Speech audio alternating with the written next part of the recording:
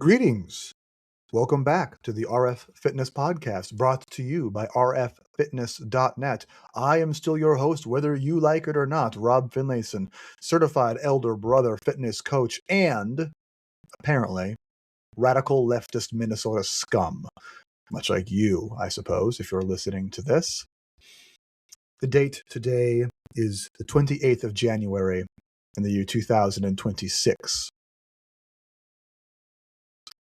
The last episode I recorded was a New Year's episode with my wife some 25 days ago. In that episode, I laid out a bunch of goals and plans and hopes and dreams for this year.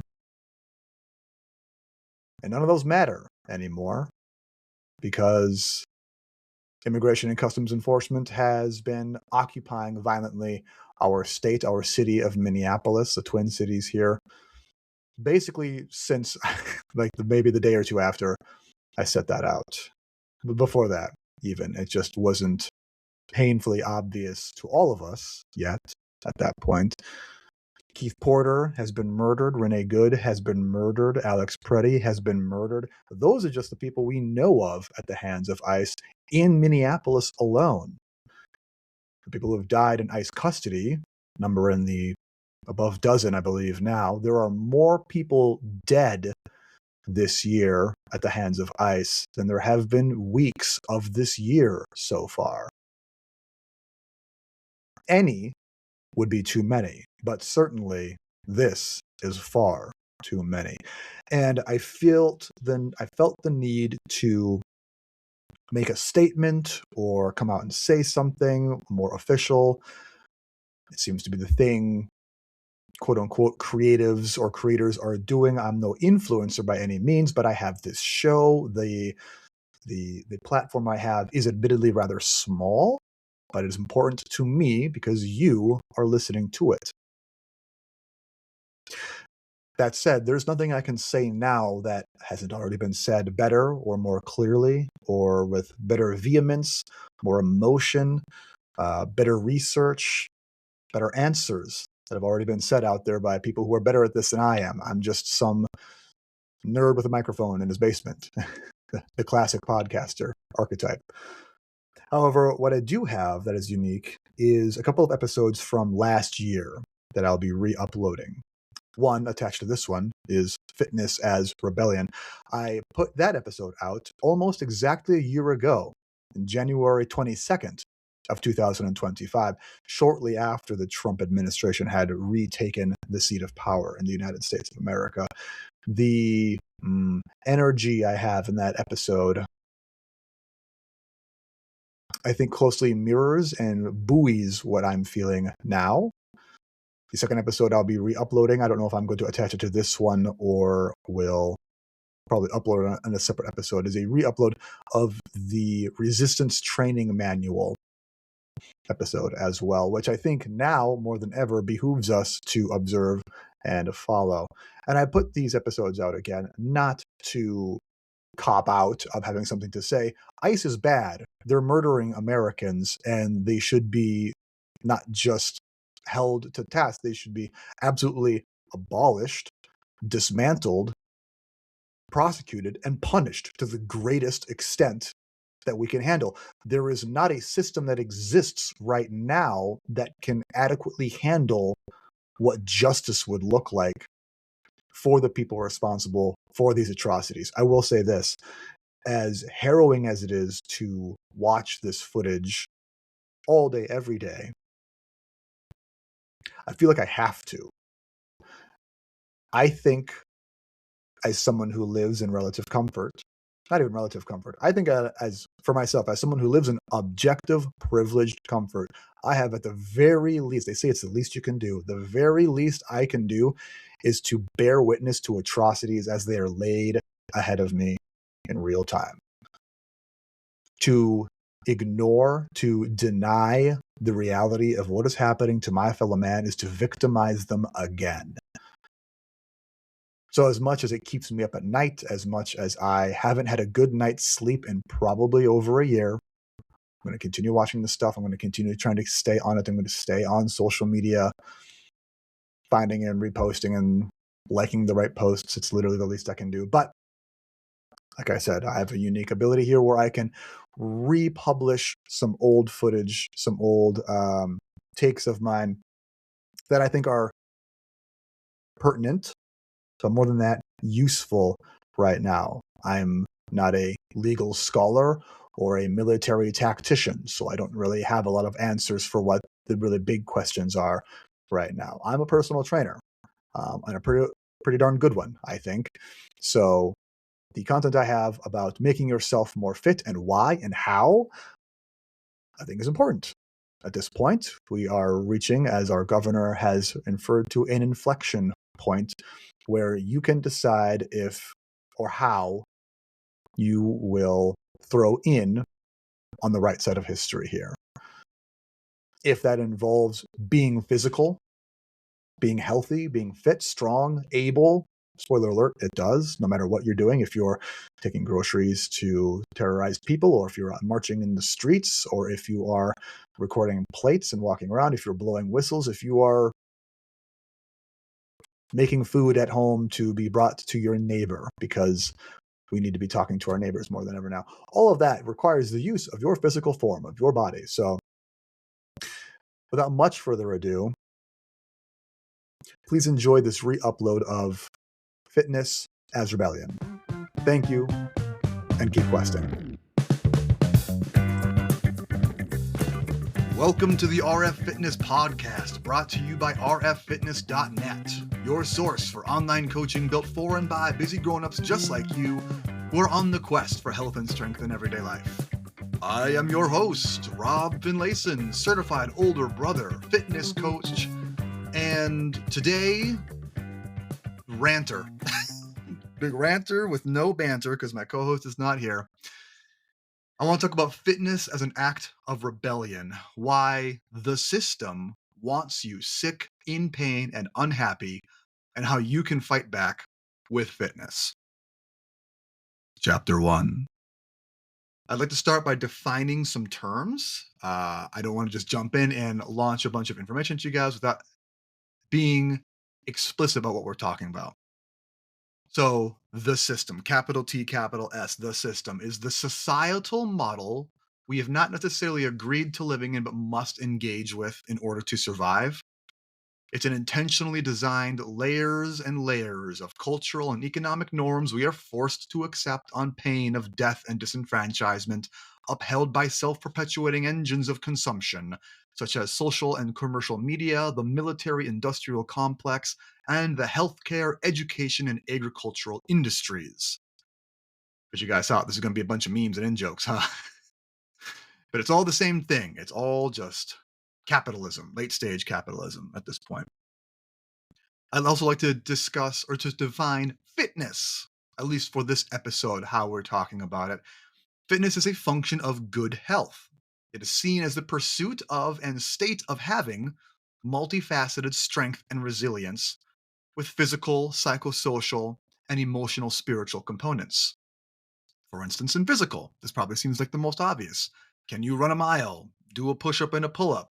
How are your sleeping and eating habits? Do you have diseases or injuries, etc.? This is the stuff that relates to your body and how it operates. Psychosocial fitness. Are you mentally resilient to hardship? What is your identified problem-solving style? What are your personal values, and are they reflected in your close-knit social group? And how many strong, medium, and weak social bonds do you have, etc.? And the emotional spiritual fitness, are you fulfilled in life? Do you have purpose? Do you feel you're able to pursue that purpose? Are you emotionally resilient to hardship, rejection, and failure? Can you identify, process, and move on from your own feelings, past and present? And lastly, rebellion.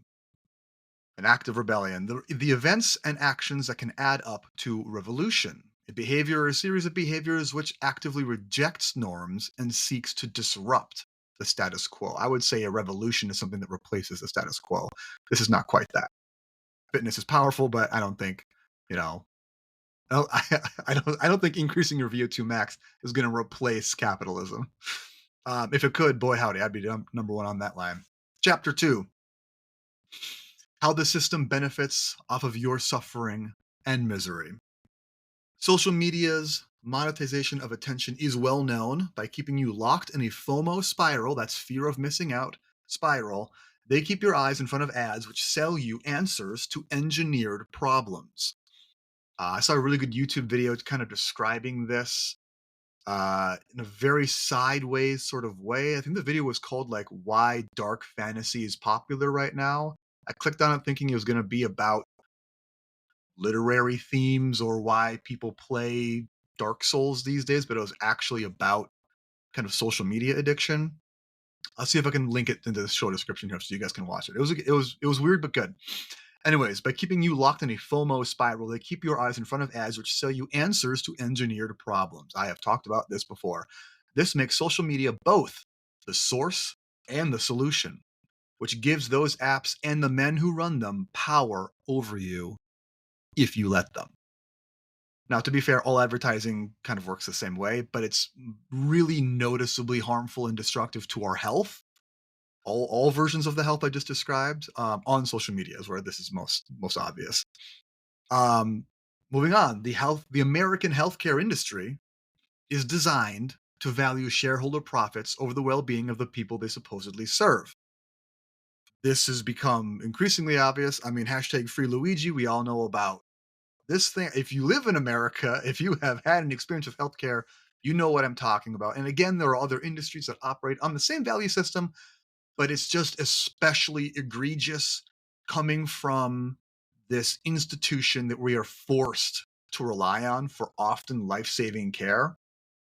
If you can't get your medication that makes your blood work without having to not be able to like afford food for your kid, like is something isn't working here. When you're constantly sick, almost sick, worried about getting sick or just past being sick, they make money off of your suffering. They want you sick enough to have to pay and only just alive enough to be able to pay it.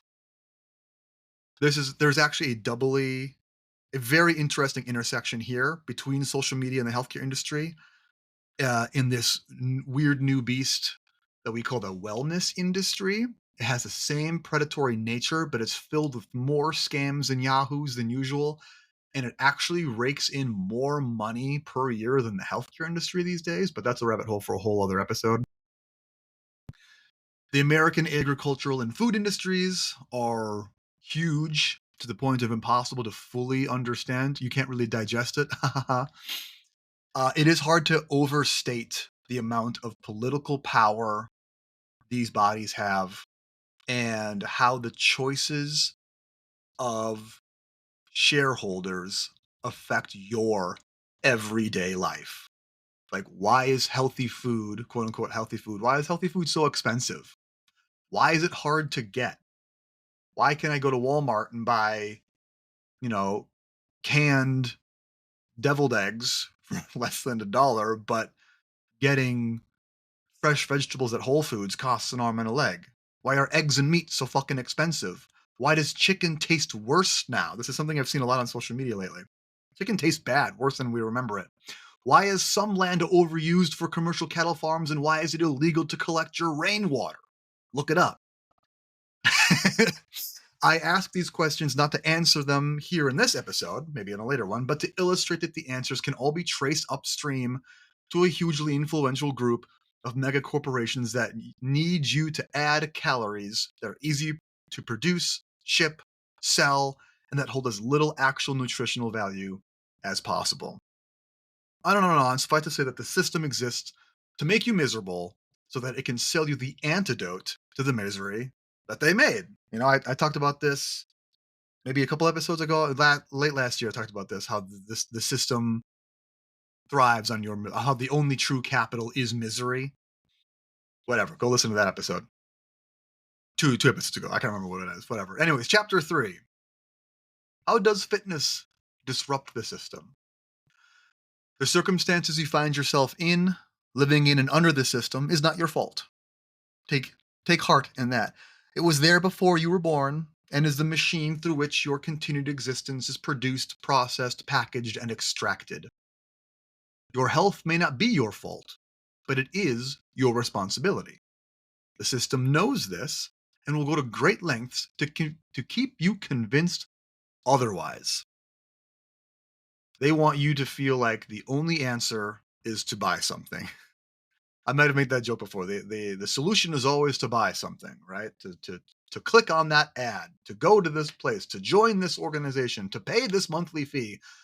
When you are fit, you are more able to rely on yourself for preventative health care, for emergencies, for quality of life, etc. I'll dig into that a little bit more later on here. This self-reliance really diminishes your reliance on the system, which is good for you, bad obviously for them. When pursuing fitness, you have a purpose, asterisk, a goal or outcome to pursue. Now, the privilege of purpose, so I have this thing, the privilege of purpose is a whole other idea that I would love to get into deeper on another show. I don't really want to do it. It's not like I don't have time. These episodes are always very short, but I just don't want to digress too far from here. Um, However, pursuing fitness as a quote unquote purpose is a double edged sword. It cuts both ways because the system thrives on convincing us that what we want is what we want rather than what we've been trained to follow, to believe we want. Nonetheless, the desire to improve your health and physical ability will be better for you than the desire to, say, buy the newest iPhone or make a viral post. It should be noted as well that chasing a certain physique can be a fraught objective, often entangled with the engineered values of the system, which are, by design, impossible to achieve and maintain. I'll address this later on. We have addressed this in previous posts, in previous episodes. I am happy to address it to death. If you want to talk more about it, hit me up and DM me, whatever. When you're socially healthy, you find connection and meaning with people in your life and community, not through the screen. There is no healthy parasocial relationship, not even with me. I love to make new friends though, so join the Discord, meet me, and other cool quest things on there. Hit me up on Instagram. So what I'm trying to say with that one is the the world's town square, right? The internet's town square, what Twitter used to be. Now that it's X, that's dead. Or Reddit community, I would say like your Discord friends would probably straddle a line there between actual and parasocial relations. I mean, it's not parasocial; those are actual social relationships.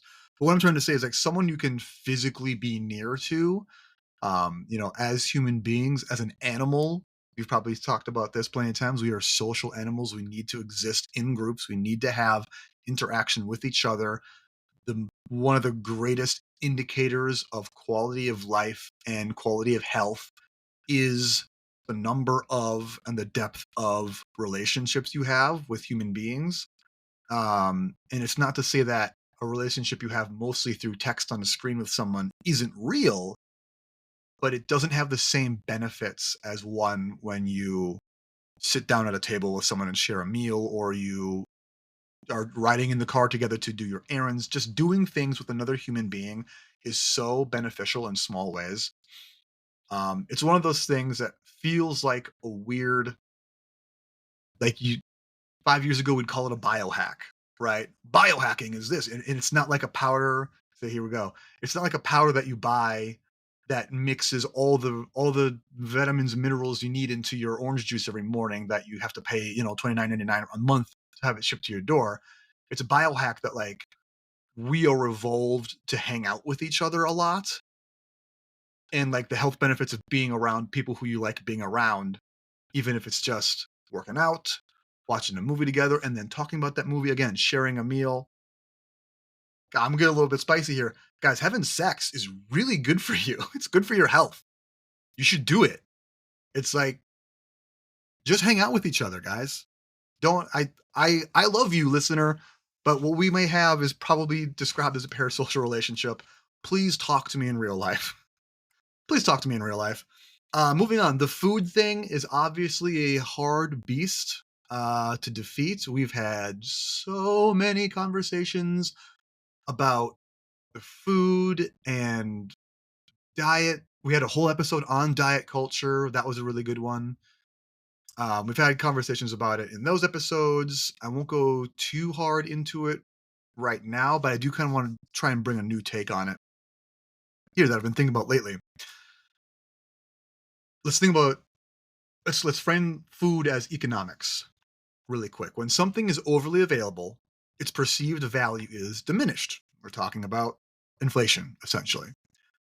The most basic form of wealth or currency in the animal kingdom, which we are a part of, is food. And it has been so wildly abundant to our species, specifically to us Americans, that our society barely considers it a wealth marker at all until something is dramatically wrong, either with the individual who is experiencing it or with the system as a whole. I'm talking about food insecurity or being overweight to the point of, you need to be on a podcast, you need to listen to my podcast about how to eat healthy, or like food insecurity to the point where if we look at other developed nations and they're having fucking food riots because no one's had anything to eat in like 4 days and like your child is starving and now the men on the trucks aren't giving you food, so everyone flips the fuck out and starts setting fires to fucking small businesses. Don't get it twisted though. I gotta move on to my notes. Don't get it twisted though. Food insecurity is a very real issue right now, right here in the United States. But because most of us have such an over availability of food, we have to worry about accidentally eating too much of it. We often forget about those who not only suffer the hunger in our own midst, but also our very unique place, not only in the animal kingdom, but in human history, as maybe the most overfed animals ever on the planet. Like, how much of human history, the big question has been, what's for dinner? The big question is, when do we eat? What can we eat? Where is my next meal coming from? What are my next calories going to be? Only very recently has a question been, how do I get fewer calories? How do I how do I not accidentally overeat? Like on a long term, if you look backwards at our ancestors and you look at the questions they had to ask versus the question we have to ask us, that is an insane thing to need to consider. Again, not that it's your fault, not that it's anyone's fault. This is the system that we live in. However, when you are intentional about your intake, your nutritional profile, where you source your food, your energy balances, etc., you are really wiggling out from under the influence of the system.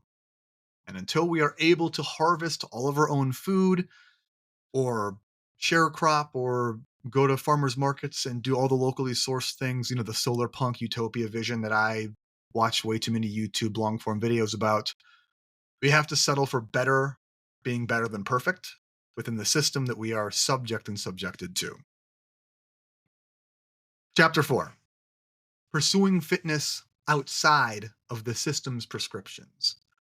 Now, as I mentioned previously, and you are likely aware as a listener of this show, the imagery we generally associate with fitness is just that. It's images, it's pictures of snatched waists and thick thighs and pumped glutes and impossible abs. It's pursed lips on tropical beaches with great hair and young skin. These are untruths, the package deal, the source and solution to your apparent need for physical health and vitality. Surely your life would be better if only you were, what? Skinny? Maybe. I won't pretend as though weight loss isn't a valuable and valid goal for some, maybe even most people who pursue fitness. The sticky question is why? Why should one lose weight? Is it to be more attractive to a potential mate? Is it to live longer and better? To avoid diseases like COPD or type 2 diabetes, or to fit into an airplane seat or on a theme park ride? All of these are solid, valid reasons. Pursue that. Do that.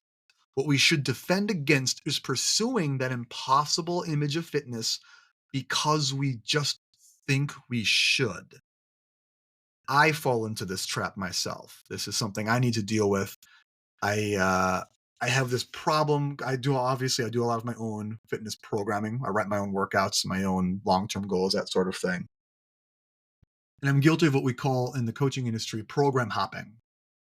You'll find some program that says, do these lifts in this order for this weight, and you'll have X result. And I say, wow, that sounds really cool. I'll write myself a program. I'll start doing that. A week and a half later, I'll see another program that promises something else that seems cool and interesting. I'll try and jump on that. This is something I did a lot in my 20s. I think a lot of people did this in their 20s if you were a gym rat. And it basically leads to you spinning your wheels and accomplishing nothing, but that's not really the point. The point is that I then, as now, enjoy the privilege of a above average level of physical fitness. My body operates better than most. I'm fairly strong. I have a good gas tank for endurance. I'm sore all the time, but that's because of how I decide to work out and how I use my body for fun. But I can move pain free. I don't have a disease. I don't have any lasting injuries, nothing like that. But nonetheless, I still see the images that the system feeds me. And I say, maybe if my shoulders were bigger, maybe if I had abs. Spoiler alert, I'll never have abs. I've never had abs. I never will. I Part of 85% of me has accepted that. There's still that 15% that says, well, maybe. But it happens to me too, guys. It happens to me too. And I need to, it's a constant wrestle with my own eyeballs, my own frontal lobes saying, wait, this isn't something that one, I can achieve, or two, I need to achieve, or three, that deep down I really even want to achieve. It's just something that I'm shown so often that I get that FOMO, that fear of missing out. Maybe there is something I'm not doing that I could be doing to get me this thing that I'm being told is valuable, a better body, whatever. Let's move on. Here are some possible reasons to get fit in today's world that are not a symptom of the system. Healthcare as we know it is disintegrating. Surprise! Your best medicine is preventative care, and exercise is perhaps the most powerful preventative medicine we have. And I don't want this to be like a soundbite that gets passed around the more aware circles of social media and be like a Joe Rogan or whatever and be like, you don't need vaccinations if you just squat heavy enough. That's not true. What I'm saying is that your body needs to move. Your body needs exercise. If it doesn't get it, you have more health issues than if you did. That's basically what I'm saying.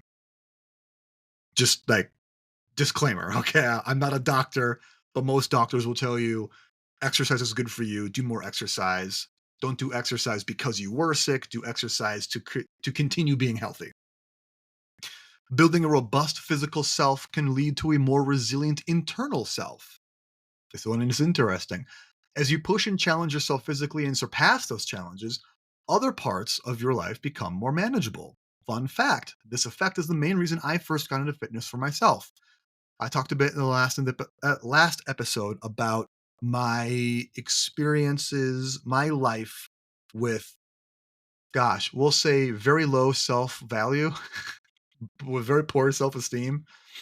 And that really turned around in my 20s when I got really into working out. A big part of why I was so unhappy was because my my assumed and perceived value was based a lot in like my performance in school, which was always bad. It was never good. I'm not a good student. But for whatever reason, when in college I got into lifting, my grades improved as well. And I think that those things are related. I was able to balance my time better. Mentally, I was just so much more clear and focused when I was tired physically from the gym. And because I was able to do hard things and see results from the gym, you know, the line you can draw is like, well, then I can do that in other parts of my life too, like finishing this essay and taking this test and studying hard and talking to girls and searching for jobs and doing the hard thing for the sake of doing the hard thing. But yeah, that's another good reason to pursue fitness, to challenge yourself physically. Another really good reason is that you can control it. This has always been a big draw for the gym rat crowd. But we don't control very much of what happens in the world. we don't control very much of what happens in our own lives if we're very honest with ourselves. But in the gym, in your session, in your own goddamned body and muscles and bones and fingers and toes, you have control. You say what moves, what stays, and how hard it's going to be. You get to decide. Not me, not the system, not the fucking president. You decide if you lift that kettlebell or not. You should lift that kettlebell though. Being able. This is a big one that really keeps me coming back to fitness. Being able, the part of fitness that is somehow the least talked about throughout the industry, and I have a lot of thoughts on this, is being able to operate in stressful conditions. And I don't mean that doing calf raises makes it easier when your boss is mean to you. I mean that being able to walk for miles while carrying heavy shit, pushing and pulling down obstacles, and holding your own in a physical confrontation are all things that being strong and resilient make you better prepared for. It's called survival of the fittest for a reason. You are better prepared for things. Each of us are only one natural disaster away from total community collapse. Look at California. Will you be able to haul your kids overland when your area is deemed unsafe but the roads are blocked? Could you dig out your neighbor's yard and yours after a heinous blizzard so that emergency services can access your homes? If some pack of shit stains at the grocery store throws up the quote Roman salute and one of them grabs your daughter, could you do anything about it? These are things that having a robust physical fitness may not be the answer to, but it's definitely going to help. And these are the things I think about when I'm in there pushing myself. When I'm trying to die in the gym and I come out alive on the other end, I'm better prepared for these situations. Now, fitness is sold in many packages. Sometimes it's a big box gym, like LA Fitness or whatever. Sometimes it's a smaller boutique or studio experience, like where I work and train at Soda Fitness. Sometimes it's a cardio dance class or a unique rowing machine and medicine ball combination experience, whatever. The good news is that almost anything can be fitness, and because of that, you don't need anything specific. Obviously, I have my own thoughts and biases on this, but that's probably going to be another episode completely. You should want and pursue the betterment of your faculties. It is worth making a priority, if only because the system wants you sick, slow, sad, and stupid. When you actively pursue health, vitality, joy, and knowledge, you are actively participating in the rebellion, my friends. So, what is the next best move? If you're already on your journey, continue unabated. Lean into your strengths and see how you can leverage it to help others on our side. If you need to start, or have to start over again, reach out. I'm happy to guide fellow fitness rebels, especially new ones, and have many resources available for free, and obviously, coaching services are available. What more can I say? Probably lots. Probably lots more, because I feel like I'm losing my fucking mind here, but at least I think I'm in good company. It seems like everyone I know feels kind of the same way. I'd like to close out with an affirmation. I affirm and manifest the following for you. May you have the strength to be gentle and the courage to be kind. Keep questing. This has been the RF Fitness Podcast. Yes, I am available for online coaching. To find out if it's right for you, head to rffitness.net. That's rffitness.net, and then scroll all the way to the bottom of that page to see what kind of coaching I offer. You should do the client application and hit join the party to jump into our community Discord server for free. Our theme music is Funk AF by Everett Almond, distributed by YouTube Studios. Thank you for listening. Goodbye.